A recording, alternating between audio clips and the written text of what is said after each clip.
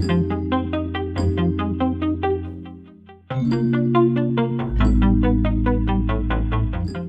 to another edition of the Touchdown Club Coaches Show. Coach Masella, Max Rottenecker. Coach, the storyline continues to be on the injury front here as you lost more players at Sacred Heart. Yeah, it's one of those years where we've had a rash of injuries. We're playing young players as it is, but guys are getting banged up, and I think some of that is, some guys probably aren't quite ready to take a full load on in college football. Some of it is just the game itself and the physicality, and it is what it is. We got one game left, and we got to go out there and compete against Duquesne and get guys in the weight room and get them healthy for 22. Now, obviously, quarterback being the most important position in football, you started your fourth different quarterback this season, and I think five have seen snaps at quarterback when they were supposed to also. We're not talking about the receivers throwing the pass. So how much are you kind of reeling for stability at that position? Well, obviously, we're looking for stability. We're looking for productivity at the quarterback position. There's been a lot of injuries at that, and some other off the field situations with some of our guys that you got to follow the rules, and so that has led to some quarterback change at times. But for the most part, Jalen Frazier's been hurt. He's been out now for the fourth week. Quincy Barnes who started against Merrimack and had a really good game, got hurt in that game late in the game, and he's out for the season. And Ginson is a young player who's going to be a really good player, but he's struggled at times where we probably knew he wasn't ready, but tried to force feed him and had to back off a little bit. And we had DQ Vincent play for us, and so on and so forth. So it is what it is. I mean, the old adage, if you feel you have two, that means you have no one. It's been a revolving door there because of injuries, because of other situations. But, we feel that we'll be better at that position next year. But right now, we started our fifth quarterback in 10 games, which is not a good thing. Now, defensively, 3 straight games with an interception, so it looks like late in the season there's more turnovers, and the defense is generating some pressure. You're already one of the best units in the country in tackles for loss. So how do you feel about the defense going into this final week of the season? Well, again, we're banged up on defense. I didn't think Saturday was a great indication of what we could be on defense. I didn't think we played particularly well on either side of the ball or special teams. But give Sacred Heart a lot of credit for that. They started a whole bunch of seniors, and they kind of got after us a little bit and put us on our heels. And we had our chances, but when you can't generate any offense, and we didn't create any field position with special teams. And I didn't think we played the run particularly well against Sacred Heart. We caused some turnovers, which is a good thing. It's always a good thing. But I didn't think we played particularly well in any 3 phases. So defensively, the encouraging thing is we caused a couple more turnovers. We had a chance to have as many as 4. So I guess if you were looking for silver linings and a light at the end of the tunnel, causing some turnovers would be it.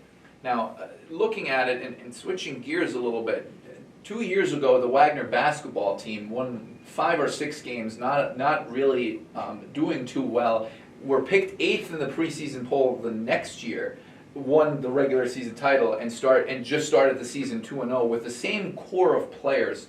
How quickly do you think the same players that you have now will develop into starters and all-conference performers with an off-season under their belt?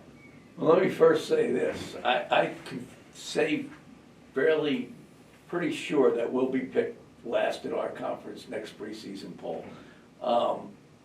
I also feel that there's a foundation that we're building with a lot of young players. But in college football today, with the transfer portal, who knows,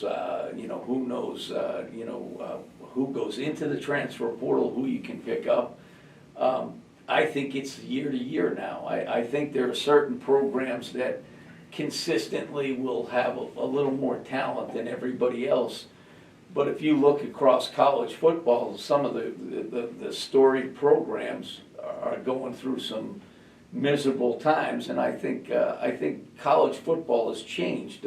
What we have to do is build stability where we develop players, but also go into the transfer portal and go that way. So we need some guys who can come in and help the young guys that are going to be here in the future, and we're aware of that in recruiting, and hopefully we'll find, and that's tricky because the transfer portal and transfers in some cases work out extremely well. I can go back to 2012 here, and Wagner College football had some great transfers here that led to a championship and winning a playoff game.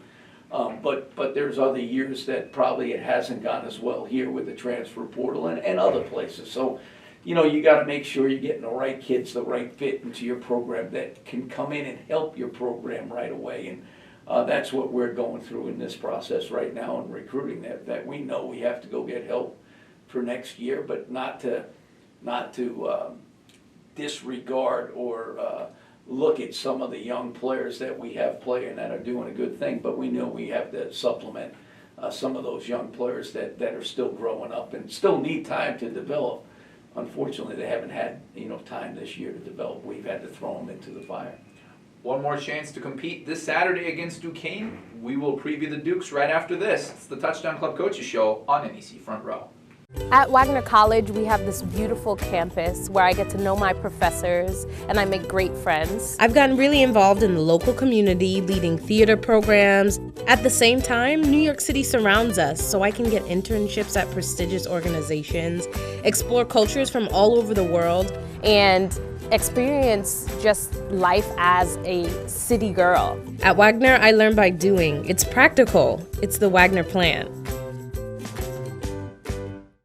Across divisions, sports, championships, and schools for nearly 500,000 student athletes. College sports create lifelong opportunity, and that starts with education.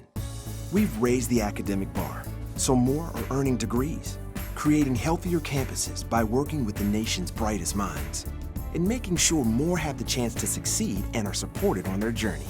But beyond the numbers, it's about opportunity, and we're working to provide it for every student athlete.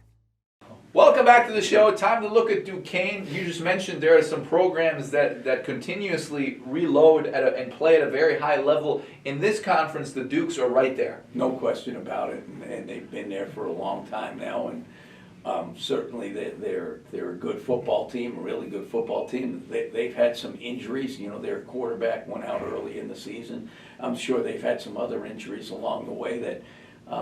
They're in a position now that they still can win a championship, but they're going to need help from other people. And usually at this time of year, if they control their own destiny, but there's two premier teams in our league right now, and you would say it's Duquesne and Sacred Heart, and we get to face both of them at the last 2 weeks of the season. So, but they're a really good football team on all three phases. They're well coached. They play the game the right way, and we got our hands full, no question about it.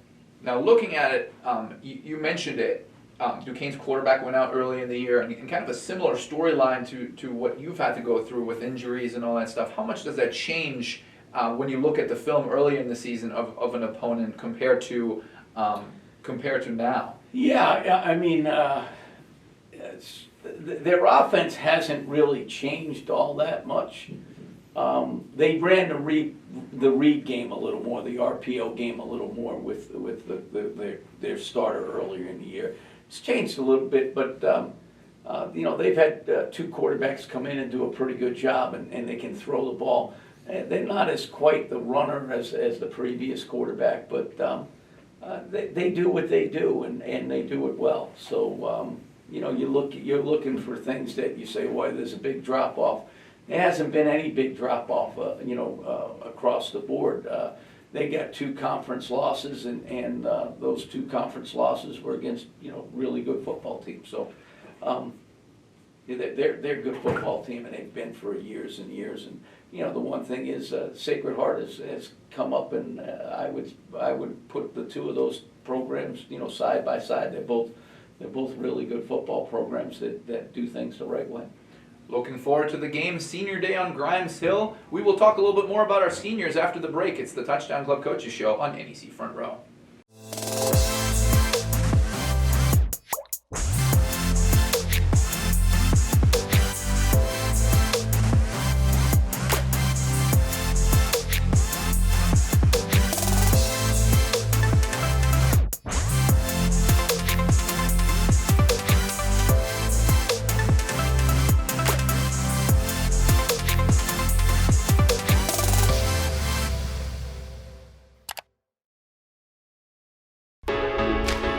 To the belt and delivers. With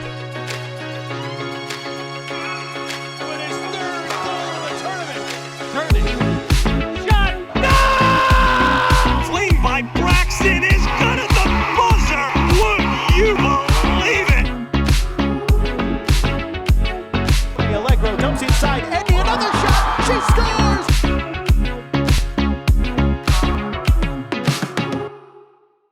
Welcome back to the show.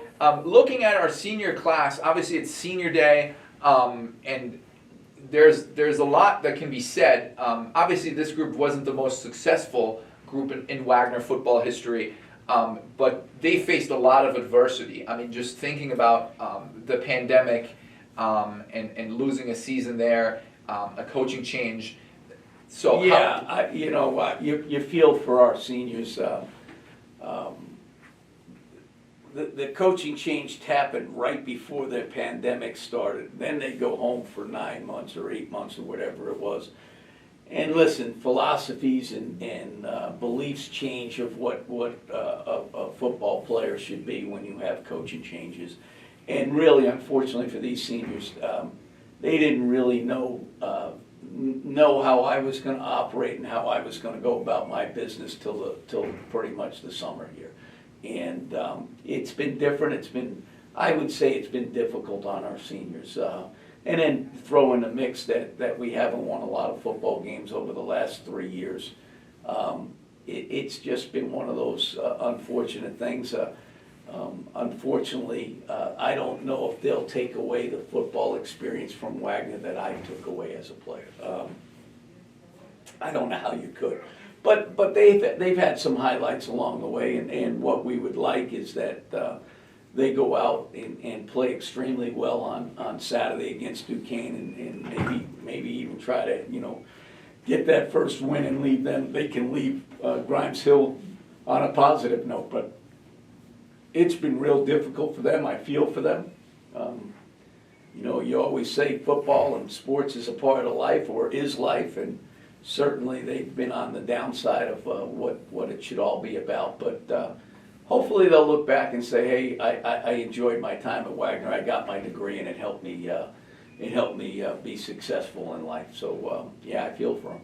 Now, you mentioned the experience. Obviously, the two of us had great experiences playing college football. How much do you think that helps you, the experience as a football player at the Division I level, playing 4 years of football, when you take a job in the quote-unquote real world? Well, I think corporations and big corporations always look for athletes, whatever the sport, and football players in general have been very successful when they go on and start their careers. And I think people look for those people that have had some adversity, have set goals, and achieved them. So I don't think that's any different for our guys. I think they've all set goals for themselves and what they want to achieve. They're all going to graduate, which is a big thing.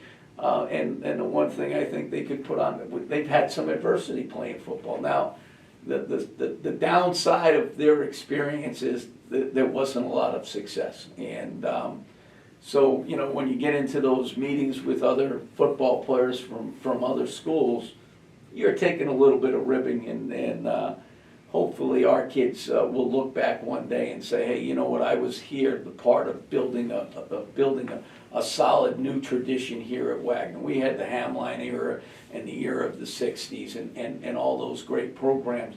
Hopefully they'll say, you know, I was on the ground floor of a program that rejuvenated and started to take off, and that's what we hope.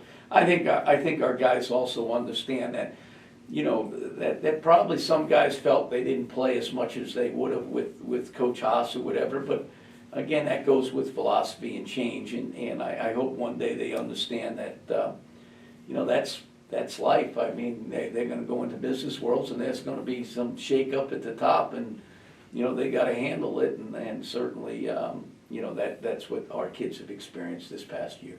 All right, congratulations to our senior class, and we thank you for watching, and we'll see you this Saturday against Duquesne. This was the Touchdown Club Coaches Show on NEC Front Row.